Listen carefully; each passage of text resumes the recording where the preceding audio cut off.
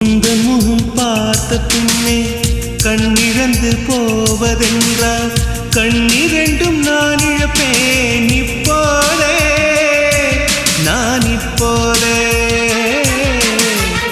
உந்தன் முகம் பார்க்கும் முன்னே